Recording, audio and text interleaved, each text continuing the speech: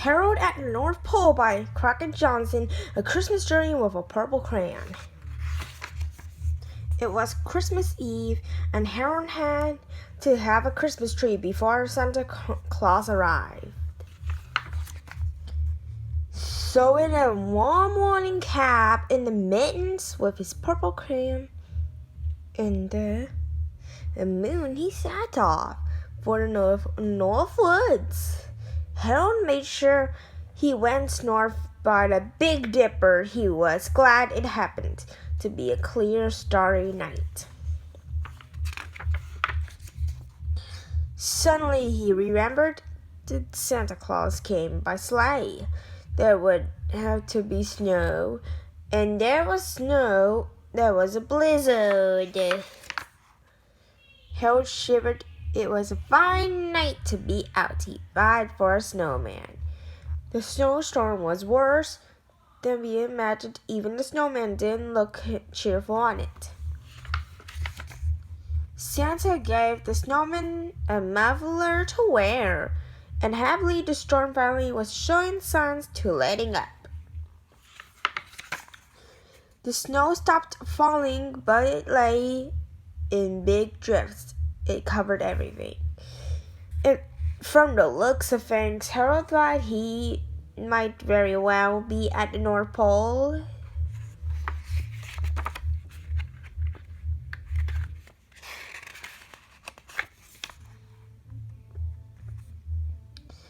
But this couldn't be really to North Pole, Bud told himself, because he knew that Santa Claus's workshop is at the North Pole. Here all Harold could see was snow. Still, it did look remarkably like the North Pole. Harold reflected as he climbed up on a snowdrift as big as a house. It was a house. He really was at North Pole, on the roof of Santa's workshop. With smooth snow under the eaves, Harold was sure Santa Claus was inside.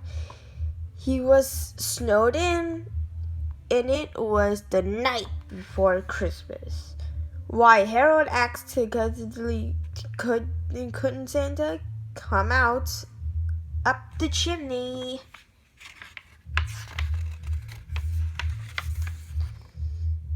Then he realized that was a silly question.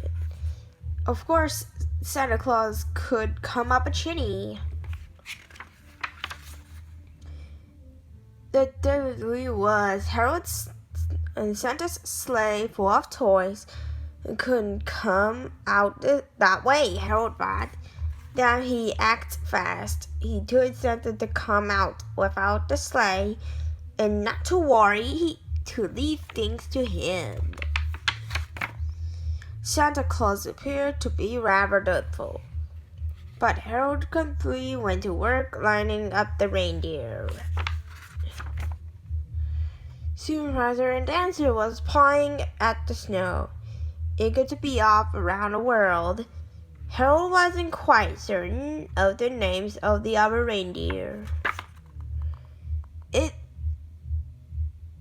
But he made sure there were 8 of them.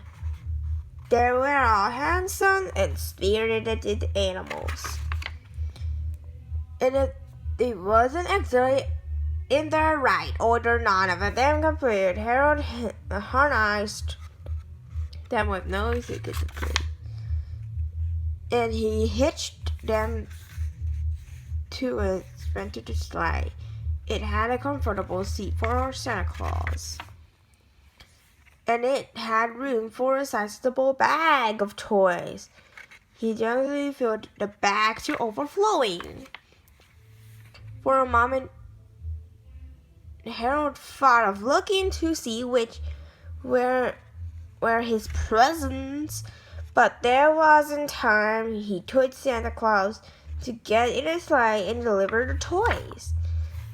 And without more ado, he waved goodbye. He would have liked to ride with Santa, but he still had to find a Christmas tree.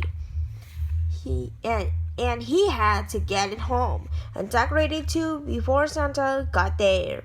He looked everywhere for a Christmas tree, but all he could see was the moon. He remembered how the moon would look on top of the Christmas tree as an ornament.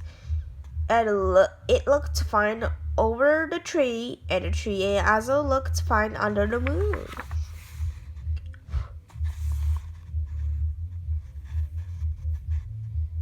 It was just a tree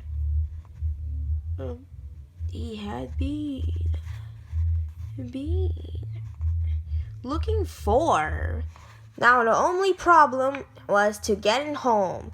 It had to stand in the living room between the fireplace and the big soft chair. Finally, the tree fitted it perfectly. Harold hung up one of his stockings on the fireplace mantel, and he climbed into the big soft chair to wait for Santa Claus to arrive. The end.